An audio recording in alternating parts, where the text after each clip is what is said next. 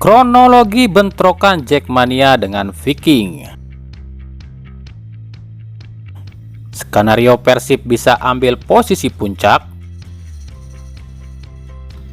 Rumor transfer terbaru dan sejumlah berita lainnya.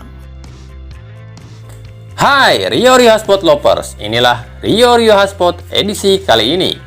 Tapi seperti biasa, sebelum kita lanjut ke videonya, mohon dukung channel ini agar terus berkembang dan bisa memberikan berita-berita informatif yang semoga saja bermanfaat untuk kita semua dengan cara klik subscribe, aktifkan notifikasi loncengnya, like, share, dan juga komen. Dan inilah Rio Hotspot selengkapnya.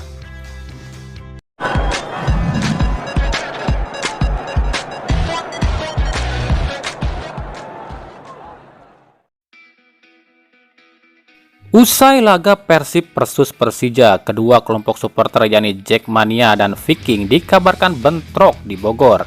Berita ini pun viral di media sosial. Namun kronologi kejadian ini masih simpang siur. Menurut Ketua Jackmania Korwil Bogor Cupai, kejadian bermula saat Jackmania Bogor nonton bareng di Jalan Sultan Baru Iskandar.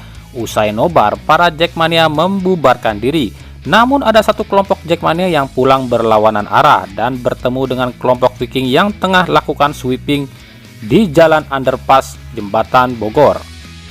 Menurut Cupai, kelompok Viking memang sengaja menunggu kedatangan kelompok Jackmania pulang di jembatan underpass. Menurut Cupai lagi, ada sekitar 300 supporter Viking yang mencegat para Jackmania. Jackmania yang kalah jumlah pun akhirnya kocar kacir dan miris. Satu Jackmania menjadi korban dan harus dilarikan ke rumah sakit. Benar, yang jadi korban itu Jackmania. Jadi awalnya para Jackmania ini nobar di Jalan Sultan Iskandar. Usai laga mereka bubar, tapi ada satu kelompok 8-10 motor yang pulangnya itu berlawanan arah. Waktu di jembatan underpass, di sana mereka bertemu dengan Viking yang lagi sweeping. Kayaknya Viking memang sengaja nunggu Jackmania, dan satu Jackmania jadi korban. Untungnya nggak sampai merenggut nyawa, ujar Cupai. Namun menurut Ketua Viking VB Distrik Bogor Kibil, semua itu tidak sepenuhnya benar. Menurut Kibil, memang ada bentrokan dua kelompok supporter. Namun hal ini dipicu usai Jackmania nobar dan lewat di depan rombongan Viking di underpass. Terjadi saling ejek di kedua kelompok dan mengakibatkan terjadinya bentrokan. Nah, para Jackmania dan Viking ini sama-sama saling ejek dengan geber-geber motor. Ada umpatan-umpatan dan ejek-ejekan kasar yang akhirnya timbul emosi dan terjadilah keributan. Jadi kalau dibilang Viking yang nyerang duluan itu nggak benar, ujar Kibil.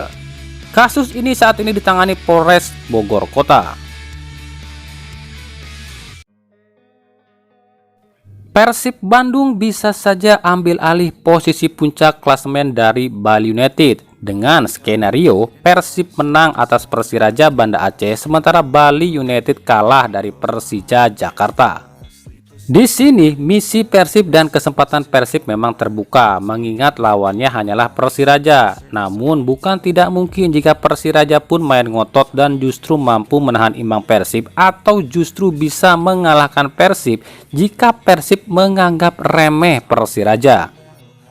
Intinya jika Persib ingin membuka peluang ambil alih pimpinan, Persib wajib menang. Di sisi lain, Bali United pun bisa saja tetap menguasai puncak dengan skenario jika Persib seri atau kalah dan Bali United pun kalah, maka Bali tetap di atas. Karena jika Persib seri atau kalah dan Bali kalah atau seri, maka poin kedua klub ini masih berbeda, yakni Bali masih di atas Persib. Apalagi Bali diuntungkan sebagai tuan rumah dan mungkin saja Persija akan membantu Bali karena kesal dikalahkan Persib. Bisa saja Persija mengalah agar Persib tak jadi juara. Toh kalah pun Persija masih aman di posisi tengah. Tapi jika Persib kalah, Arema, Bayangkara, dan Persebaya menang, otomatis Persib terlempar ke posisi 5. Jadi di sini jelas Persib tak boleh main aman, apalagi menganggap remeh Persiraja. Dua bomber di kedua kubu rival, yakni Marco Simic dari Persija dan David Da Silva dari Persib, terlibat konflik. Memang bukan konflik secara verbal, namun konflik cywar. Seperti diketahui, usai cetak 2 gol ke gawang Persija, David da Silva mengunggah momen tersebut di akun Instagramnya sambil mengucapkan rasa terima kasih pada rekan-rekannya. Namun dalam unggahan tersebut dikomentari oleh Marco Simic yang mengatakan, "Selamat atas kemenangannya, tapi selanjutnya milik kita." Jika bicara soal torehan gol, memang Simic jauh di atas David, di mana Simic telah mencetak 14 gol sejauh ini, sementara David baru cetak 5 gol saja. Namun dengan catatan Simic telah melakoni 27 pertandingan, sementara David baru melakoni 10 pertandingan saja. Jadi hampir setengah pertandingan telah dimiliki Simic. Jika dibagi 27 dibagi 2, yakni 13 laga, maka Simic memiliki 7 gol dan akan berimbang hasilnya dengan David da Silva. Bahkan jika da Silva main sejak putaran pertama, bisa jadi torehan da Silva mungkin jauh lebih banyak dari Simic. Namun demikian, dua bomber ini memang tengah menjadi sorotan di akhir musim ini, di mana Simic disorot karena performanya yang terus menurun, sementara da Silva disorot karena performanya yang terus menanjak. Hingga saat ini Komisi Disiplin PSSI belum memutuskan hukuman apa yang akan diberikan pada Persipura karena mangkir di laga tunda kontra Madura. Menurut Sekjen PT LIB Sujarno, PSSI dan PT LIB tengah berdiskusi untuk ambil keputusan. Kemungkinan akhir Maret baru diputuskan. Kita tengah menjajaki soal ini. Ini tak bisa diputuskan begitu saja. Perlu kecermatan dan pertimbangan. Mungkin akhir Maret baru diumumkan, ujar Sujarno. Namun banyak pihak yang menganggap PT LIB dan Komdis PSSI belum berani memberikan hukuman pada Persipura karena takut boroknya terungkap. Ya, khususnya polemik PCR. Jika Persipura memiliki bukti kuat kalau saat laga itu Persipura hanya punya 11 pemain, sementara PT LIB mengaku ada 21 pemain, tentu akan jadi perdebatan siapa yang benar, siapa yang salah. Jika PT LIB salah, otomatis PT LIB akan dapat sanksi dari Satgas Covid dan BNPB karena lalai dan dianggap sengaja membiarkan yang terpapar bermain. Bukan hanya itu, PT LIB pun kemungkinan akan dapat sanksi dari AFC karena dianggap tak fair dan mencurangi pihak tertentu. Maka dari itu PT LIB dan Komdis PSSI tak mau gegabah dalam hal ini. Salah sedikit saja, habislah mereka. Sepandai-pandainya orang nyimpan bangkai, pasti akan tercium juga baunya.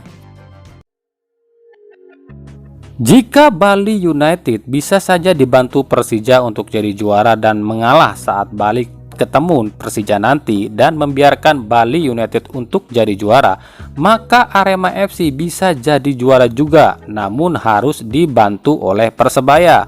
Loh, kok bisa? Mana mungkin Persebaya mau bantu Arema, mereka kan rival. Seperti diketahui, Persebaya masih akan bertemu Bali United dan Persib Bandung. Jika Persebaya mampu mengalahkan Bali dan Persib, otomatis Arema lah yang melenggang jadi juara. Namun dengan catatan, Arema pun harus menang saat jumpa Persib dan Bali United. Karena jika tidak, bukan cuma Bali, bahkan Persib dan Bayangkara FC pun bisa berpeluang jadi juara. Jelas di sini Arema butuh bantuan Persebaya untuk menjegal Persib dan Bali United.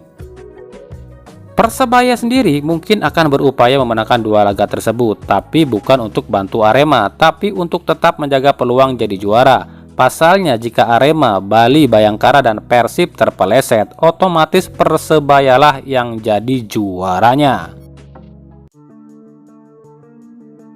Sementara Rans Cilegon FC belum juga mengumumkan rekrutan asing yang kabarnya legenda dan bintang Eropa. Persis Solo justru tengah menyeleksi 4 pemain asing yang kabarnya akan dipakai musim depan.